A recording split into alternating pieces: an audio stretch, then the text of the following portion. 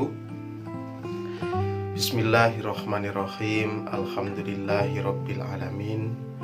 Asyhadu an la ilaha illallah wa asyhadu anna sayyidana Muhammadan abduhu wa rasuluh.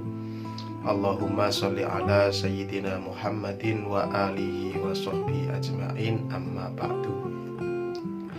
Alhamdulillahirabbil alamin. Kita sudah sampai di video pembelajaran yang kedua, ya, di dalam materi beriman kepada kitab-kitab sucinya Allah Subhanahu wa ta'ala, ya. Sambil dibuka bukunya, ya, dan dipersiapkan catatannya, saya review kembali, flashback sedikit, ya, materi di video yang pertama. Oke. Di pertemuan yang lalu, di video yang pertama sudah saya jelaskan tentang beriman kepada kitab sucinya Allah, ya, merupakan rukun iman yang ketiga. Kita percaya, kita yakin bahwa Allah menurunkan kitab-kitab suci kepada para rasul. Nah, kitab-kitab suci ini ada 4. Yang pertama ada Taurat, diturunkan kepada Nabi Musa alaihissalam. Kemudian ada kitab Zabur yang diturunkan kepada Nabi Daud alaihissalam. Kemudian ada kitab Injil yang diturunkan kepada Nabi Isa alaihissalam. Dan yang terakhir adalah kitab suci Al-Quran yang diturunkan kepada Nabi Muhammad Sallallahu Alaihi Wasallam. Nah, di pertemuan yang lalu saya jelaskan 3 kitab, ya, secara ringkas, bahwa kitab Taurat, kitab Zabur, dan kitab Injil diturunkan sebelum Al-Quran, dan semuanya saling melengkapi dan bersifat lokal atau bersifat temporer, juga bisa dikatakan begitu. Artinya, kalau kitab Taurat diturunkan, kemudian beberapa periode kemudian turun kitab Zabur, maka kitab Taurat sudah tidak berlaku. Begitu juga dengan kitab Injil. Ketika kitab Injil diturunkan, maka kitab Zabur juga sudah tidak berlaku. Dan yang terakhir adalah kitab suci Al-Quran. Ketika Al-Quran diturunkan, maka kitab Injil juga sudah tidak berlaku. Nah, akan tetapi meskipun tidak berlaku, ada kesamaan di antara kitab-kitab ini. Yang pertama adalah dalam bidang akidah atau kepercayaan. Walaupun diturunkan pada zaman yang berbeda, kepada nabi dan rasul yang berbeda, akan tetapi isi akidahnya sama, yakni akidah tauhid, menyembah satu Tuhan, yakni Allah Subhanahu wa ta'ala. Nabi Musa alaihissalam mengajarkan menyembah Allah. Nabi Daud alaihissalam menyembah kepada Allah ajarannya. Nabi Isa alaihissalam juga sama ajarannya, yakni menyembah kepada Allah. Dan semua ajaran akidah, ajaran tauhid ini sama dengan ajaran yang ada dalam kitab suci Al-Quran. Menyembah hanya kepada Allah, tidak boleh kepada selain Allah. Itu yang pertama. Yang kedua, kesamaannya adalah berisi tentang tata cara beribadah. Meskipun mungkin tata caranya berbeda, tapi intinya adalah tata cara beribadah. Contohnya, kalau umatnya Nabi Musa alaihissalam yang disebut Bani Israel, ya, umatnya Nabi Musa alaihissalam itu diperintah oleh Allah untuk beribadah secara maksimal pada hari Sabtu. Berbeda dengan kita umat Islam, umatnya Nabi Muhammad Shallallahu Alaihi Wasallam diperintah untuk memperbanyak ibadah pada hari Jumat. Nah itu beda, tapi kan sama untuk tata cara beribadah. Kita disuruh beribadah. Kemudian persamaan selanjutnya adalah berisi tentang kisah atau cerita. Kalau kalian membaca Al-Quran dari juz 1 sampai juz 30 itu banyak sekali cerita-cerita atau kisah-kisah umat terdahulu. Ceritanya Nabi Adam ada, ceritanya Nabi Nuh juga ada, ceritanya Nabi Soleh ada, ceritanya Nabi Ibrahim ada, terus sampai ceritanya Nabi Isa, kisah perjalanannya Nabi Isa alaihissalam disinggung dalam Al-Quran. Begitu juga kitab-kitab sebelumnya. Di dalam Taurat ada kisah umat terdahulu sebelum Taurat, umat sebelum Nabi Musa alaihissalam. Dan juga ada kisah umat setelahnya, yakni kisah umat Nabi Muhammad SAW. Oleh karena itu dalam Taurat, dalam Zabur, dan dalam Injil ada tanda atau ada ciri yang menyebutkan tentang adanya Nabi akhir zaman, yakni Nabi Muhammad SAW. Jadi sebelum Nabi Muhammad lahir, dalam kitab Taurat, dalam kitab Zabur, dan dalam kitab Injil itu sudah ada keterangannya. Tanda-tandanya begini, ciri-cirinya begini, orangnya begini. Kemudian dia kalau berjalan, cara berjalannya seperti ini, itu ada. Contoh ketika Nabi Muhammad SAW berdagang ikut pamannya, paman Abu Thalib, dari Mekah mau berdagang ke Syam. Nah, ketika di tengah jalan ada sebuah biara, ya, ada sebuah biara yang di dalamnya ada seorang pendeta. Pendeta ini memegang teguh kitab Injil. Kemudian Nabi Muhammad itu diberi tugas sama paman Abu Thalib, kamu di luar saja, jaga ini barang-barang dagangan. Saya mau masuk sebentar ke biara itu. Nabi Muhammad mengiyakan. Nabi Muhammad kita tahu bahwa dia adalah seorang yatim. Nabi Muhammad ditinggal meninggal oleh ayahnya, ya, ayah Nabi Muhammad sudah meninggal ketika Nabi di dalam kandungan ibunya.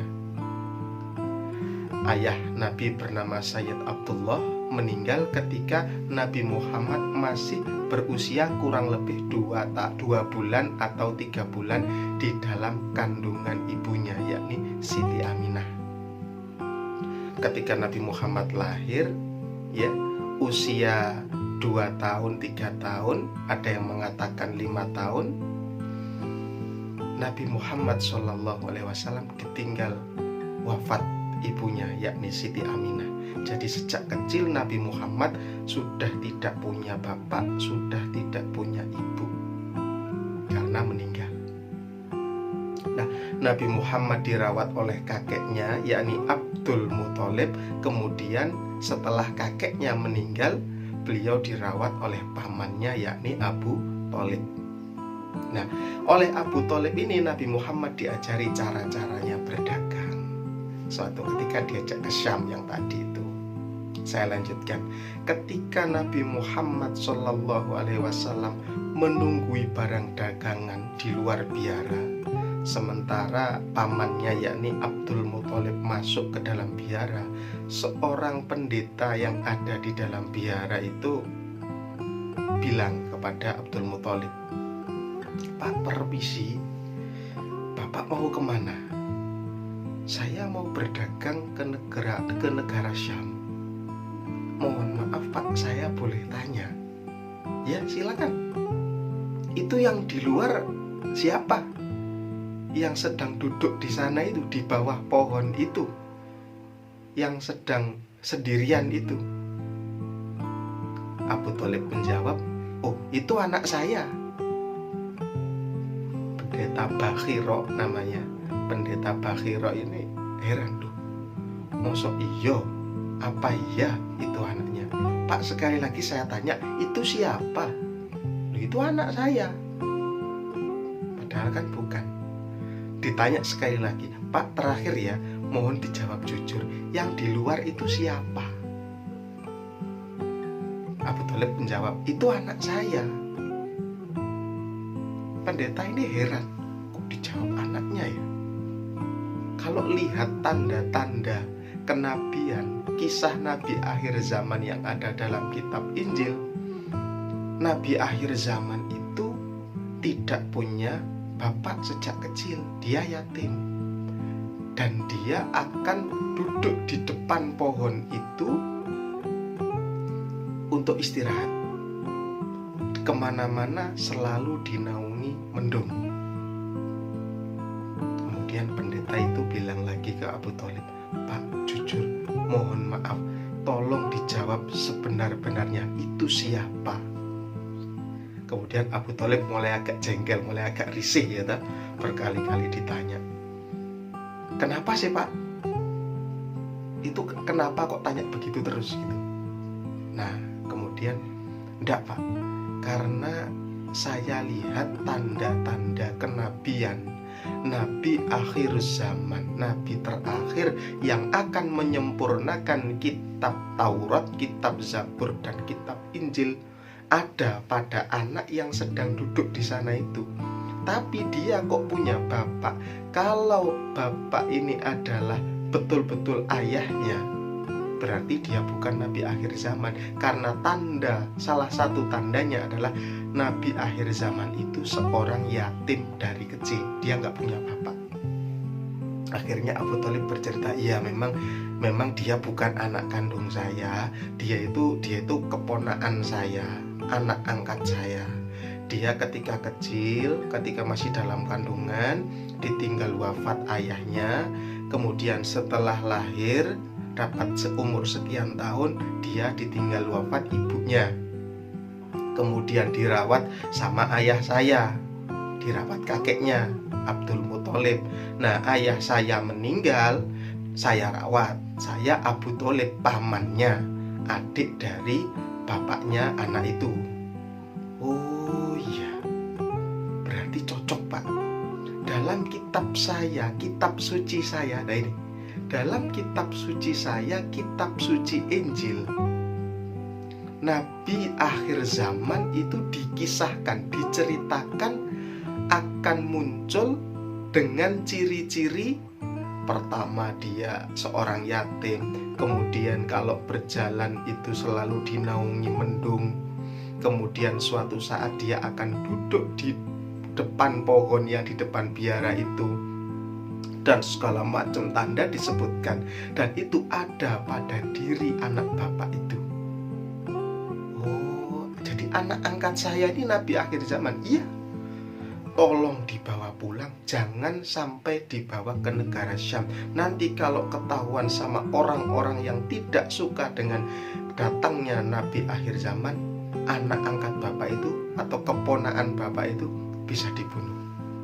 Wah, akhirnya percaya dengan itu, Abu Thalib mengajak Nabi Muhammad pulang kembali ke Mekah. Nah, oke, saya stop ceritanya di sini. Jadi dalam kitab-kitab sebelum Al-Quran itu juga berisi kisah atau cerita. Ya, dalam Al-Quran juga banyak kisah atau cerita seperti yang saya sebutkan tadi. Ya, oke. Selanjutnya adalah kitab Al-Quran. Kemarin sudah saya terangkan kitab Taurat, Zabur, dan Injil. Sekarang kitab suci Al-Quran. Nah, kitab suci Al-Quran diturunkan kepada Nabi Muhammad SAW secara berangsur-angsur. Berangsur-angsur itu sedikit demi sedikit. Kadang 2 ayat, kadang ya 3, kadang ya 4, kadang ya 5. Pokoknya sedikit-sedikit. Enggak langsung 30 juz gitu, tidak seperti itu turunnya Al-Quran, tidak. Selama berapa tahun? 22 tahun, 2 bulan, 22 hari. Sekali lagi, selama 22 tahun, lebih 2 bulan, lebih 22 hari. Nah, peristiwa turunnya Al-Quran yang pertama, sekali lagi, turunnya Al-Quran yang pertama adalah peristiwa nuzulul Quran yang kemarin sudah diperingati pada saat tanggal 17 Ramadan. Jadi tanggal 17 Ramadan adalah pertama kali Al-Quran turun kepada Nabi Muhammad SAW. Di mana? Di Gua Hira. Di Gua Hira di Mekah sana. Semoga kita semua bisa ke sana. Semoga kita semua bisa ziarah ke tempat Nabi Muhammad SAW menerima wahyu pertama. Amin. Quran yang pertama turun adalah Quran surat Al-Alaq ayat 1 sampai ayat ke-5. Kalian sudah hafal pasti ya. Iqra itu loh. Nah, Iqra ya. Ayat pertama surat Al-Alaq, kata pertamanya adalah kata Iqra. Iqra artinya bacalah. Kalian cari di kamus arti kata Iqra itu pasti bacalah. Nah, ini adalah sebuah isyarat, ini adalah sebuah tanda dari Allah bahwa kita umat Islam, umatnya Nabi Muhammad SAW diperintah oleh Allah untuk banyak membaca alias belajar. Allah memerintahkan secara langsung melalui wahyu pertama, Iqra, bacalah. Kita yang diperintah, berarti kalau itu perintah maka itu wajib. Belajar itu wajib, membaca itu wajib. Membaca apa? Ya apa saja. Kita baca buku, kita baca berita, kita baca cerita, ya boleh baca cerita. Terutama yang kita baca adalah, yang tidak boleh kalah adalah membaca kitab suci Al-Quran. Wahyu yang pertama turun sudah menginstruksikan, sudah memerintahkan, mewajibkan kepada umat Islam untuk membaca dengan kata Iqra. Ayat 1-5 surat Al-Alaq. Kalian bisa baca. Nah, sedangkan ayat terakhir yang turun kepada Nabi Muhammad adalah Quran surat Al-Maidah ayat ke-3. Itu sama buka sendiri ya nanti. Nah, selama 22 tahun, 2 bulan, lebih 22 hari ini Al-Quran turun secara berangsur-angsur, sedikit demi sedikit, ya toh? Nah, proses turunnya ini sesuai dengan kejadian, sesuai dengan peristiwa.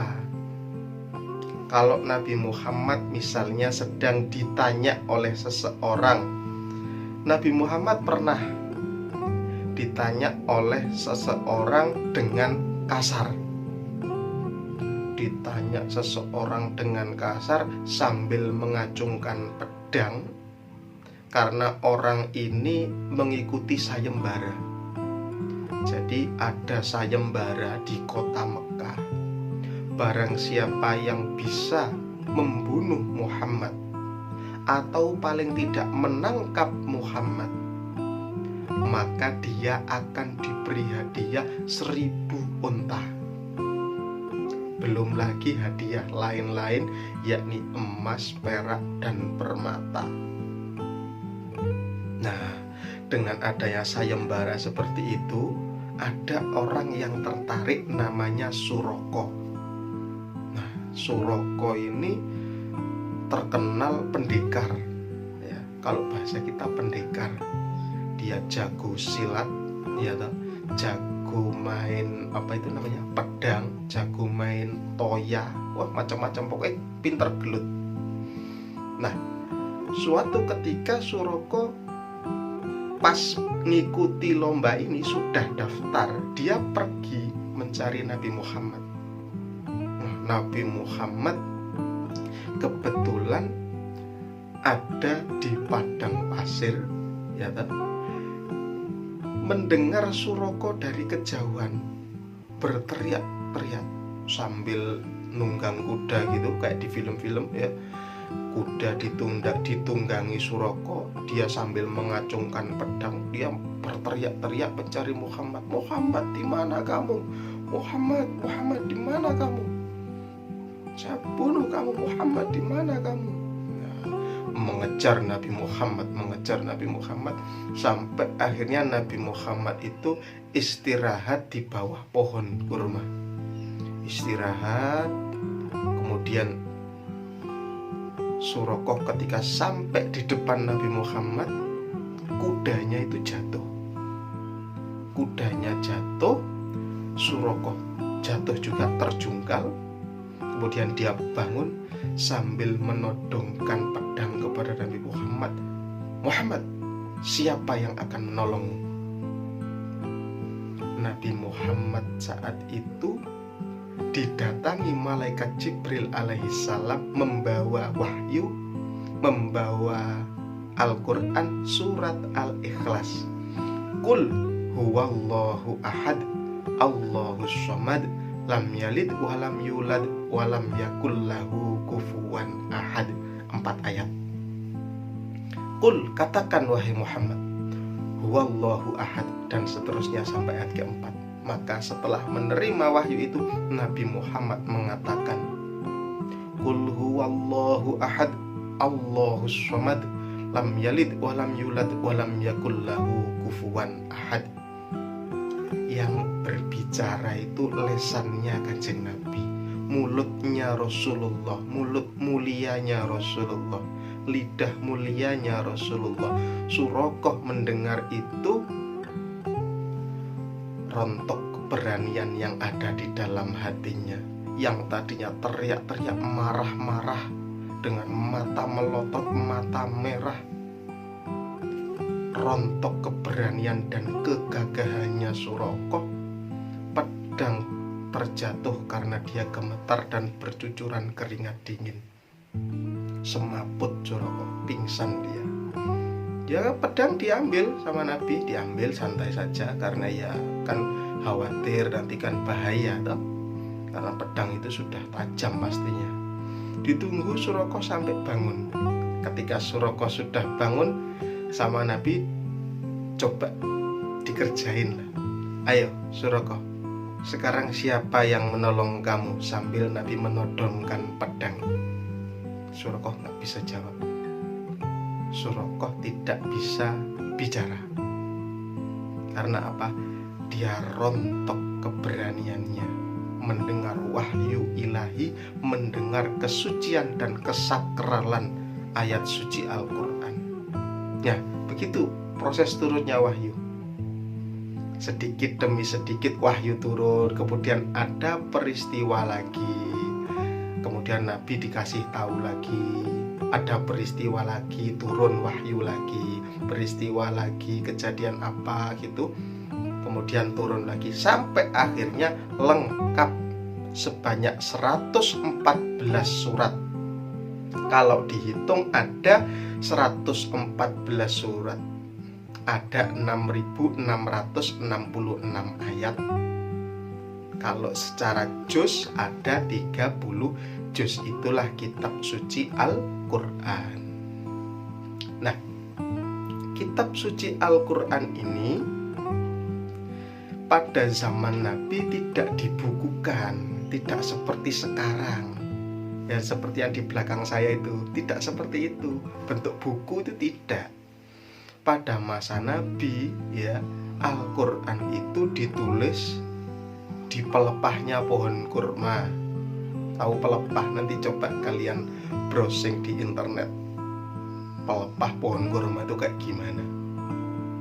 Kemudian ada yang ditulis di batu, ada yang ditulis di kulit binatang. Kalau sekarang bisa kalian lihat di yang jual hiasan dinding kaligrafi itu dari kulit binatang, dari kulit kambing, dari kulit sapi itu, nah seperti itu. Ada yang ditulis begitu. Belum kertas seperti yang ada di belakang saya itu, Belum seperti itu. Belum. Dan nulisnya juga ndak urut. Karena apa? Tadi yang turun wahyu pertama adalah Quran surat Al-Alaq. Sementara kalau kalian buka mushaf Al-Quran itu seperti yang kita lihat sekarang itu, yang pertama surat Al-Fatihah. Nah, kenapa kok bisa begitu? Kok bisa ndak urut begitu, Pak? Sesuai yang saya bilang tadi, Al-Quran diturunkan berangsur-angsur sesuai kebutuhan, sesuai peristiwa, sesuai kejadiannya. Sementara ketika sudah lengkap turun 114 surat itu, nah Nabi Muhammad mengatakan ke para sahabat, kalau ayat ini itu termasuk surat ini, kalau ayat yang ini termasuk surat ini, kalau ayat yang ini surat yang ini. Nah, urutannya itu begini, seperti itu. Nah, baru ketika zaman khalifah setelah Nabi Muhammad, yakni pada masa Abu Bakar, Umar, dan Utsman serta Ali, pada masa Utsman bin Affan khalifah ketiga ini, Al-Quran dibukukan, dijadikan kayak buku seperti itu. Tapi tulisannya tidak ada harokatnya, nggak ada harokatnya, masih susah kita baca. Ya, tulisan gundulan itu loh. Nah, baru kemudian terus disempurnakan sampai akhirnya seperti sekarang ini, ada harokatnya, ada titiknya, ada tanda wakofnya, ada tanda ayatnya, ada tanda suratnya, dan seterusnya itu. Gitu ya. Oke, kembali ke pembahasan kitab suci tadi ya. Kalau kitab suci Al-Quran urut ke belakang, Al-Quran, Injil, Zabur, Taurat, tadi sudah saya sebutkan persamaannya. Sekarang perbedaannya saya pertegas. Kalau kitab suci selain Al-Quran itu sifatnya lokal atau temporer. Jadi kalau yang satu turun, berarti kitab sebelumnya sudah nggak berlaku. Kalau yang satu turun, kitab sebelumnya juga nggak berlaku. Kalau Al-Quran sifatnya tidak temporer, kitab Al-Quran berlaku untuk semua umat manusia, berlaku sampai hari kiamat. Kitab Al-Quran dipelajari orang non-muslim boleh, Pak? Boleh. Asal belajar Al-Qurannya ya. Belajar Al-Qurannya dengan niat pengen betul-betul belajar, boleh dipelajari orang yang non-Islam, boleh. Al-Quran dipelajari oleh orang model apapun boleh, sampai nanti hari kiamat. Kenapa kok begitu? Karena kebenaran dan kemurnian Al-Quran dijaga sendiri oleh Allah, dan Al-Quran tidak akan bisa dipalsukan oleh siapapun sampai hari kiamat nanti. Dalam Al-Quran disebutkan, inna nahnu nazzalna dzikra wa inna lahu lahafizun. Sesungguhnya aku, maksudnya Allah, yang menurunkan Al-Quran, dan sungguh akulah yang akan menjaganya. Jadi Allah sendiri yang akan menjaga kemurnian Al-Quran, kesucian Al-Quran. Kalau kitab sebelum Al-Quran itu banyak yang diintervensi. Diintervensi itu apa ya? Dicampuri. Jadi kalau misalnya begini, kitab Taurat ya, itu kan dari Allah. Allah melalui malaikat Jibril turun ke Nabi Musa. Nah, sesudah sampai di Nabi Musa, dijelaskan kepada para umatnya. Terus dijelaskan. Beberapa generasi, beberapa tahun setelah Nabi Musa alaihissalam wafat, banyak umatnya Nabi Musa yang usil nggawe karepe dhewe. Dia nambah-nambahi Taurat, ditambah-tambahi Tauratnya, kitab sucinya. Nah, kemudian turun kitab Zabur, dibenahi. Itu bukan wahyu ilahi. Yang wahyu ilahi yang ini loh, yang sama dengan kita isinya kitab Zabur. Begitu juga dengan Zabur. Ketika Zabur turun kepada Nabi Daud alaihissalam, dijelaskan kepada umatnya, dijelaskan.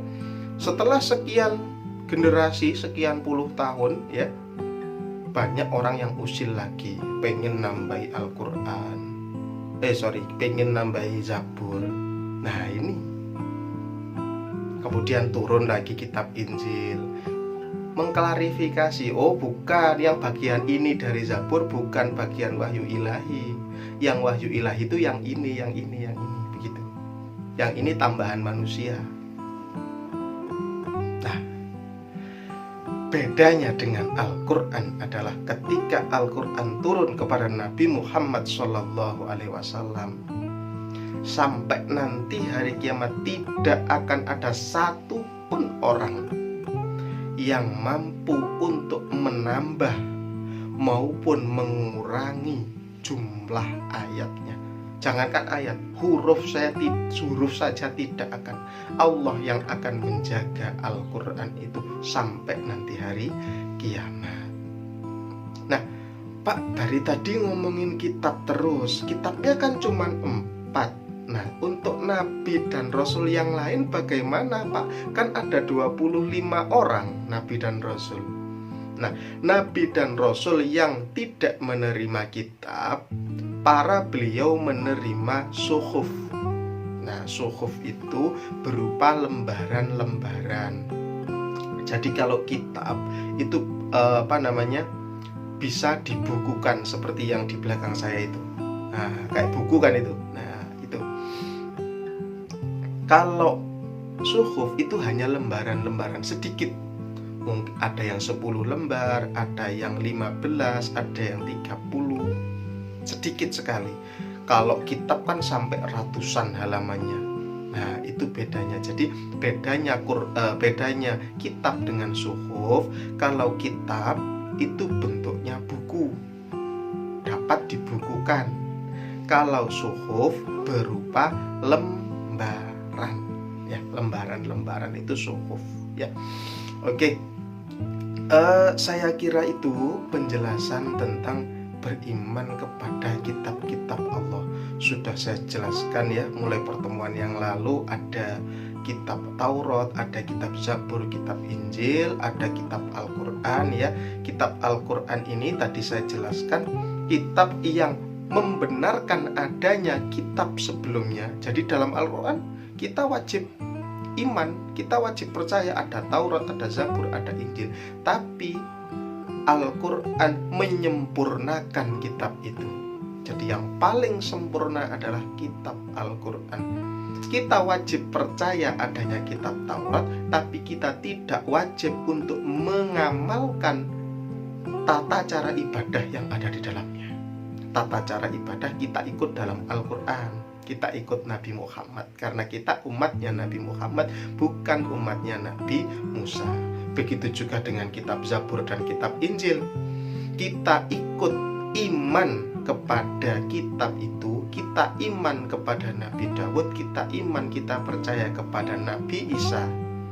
Tapi kita tidak ikut syariat, kita tidak ikut tata cara beribadah sebagaimana yang ada dalam Taurat dan Injil. Kita ikut tata cara beribadah menurut Al-Quran, karena kita umatnya Nabi Muhammad Sallallahu Alaihi Wasallam. Ya, saya kira itu yang bisa saya sampaikan. Semoga melalui video pembelajaran ini, ya, kita semua kelak mendapatkan syafaatnya Al-Quran. Kita usahakan untuk istiqomah membaca Al-Quran setiap hari, walaupun paling tidak 1 ayat lah. Kalau tidak bisa 1 halaman, ya setengah halaman. Kalau nggak bisa setengah halaman, ya 1 ayat nggak apa-apa. 1 ayat kita baca, sudah besok lagi 1 ayat. 1 ayat itu nggak ada waktu 1 menit, nggak ada. 1 ayat itu paling 10 detik. Yang penting istiqomah, ya. Semoga kita bisa istiqomah, kita kelak, saya ulangi lagi, bisa mendapatkan syafaat atau pertolongannya Al-Quran. kita mendapatkan syafaat atau pertolongannya Nabi Muhammad SAW dunia dan akhirat. Kedua orang tua kita diberikan kesehatan lahir batin oleh Allah, rizki yang banyak halal dan barokah. Yang sudah wafat semoga diberikan limpahan pengampunan atau maghfirah dari Allah Subhanahu wa ta'ala. Dan kelak puncaknya kita bisa berkumpul dengan orang-orang yang kita cintai bersama Nabi Muhammad SAW di surganya Allah Subhanahu wa ta'ala. Amin ya rabbal alamin. Terima kasih, kurang lebihnya mohon maaf. Wallahu a'lam bishawab. Assalamualaikum warahmatullahi wabarakatuh.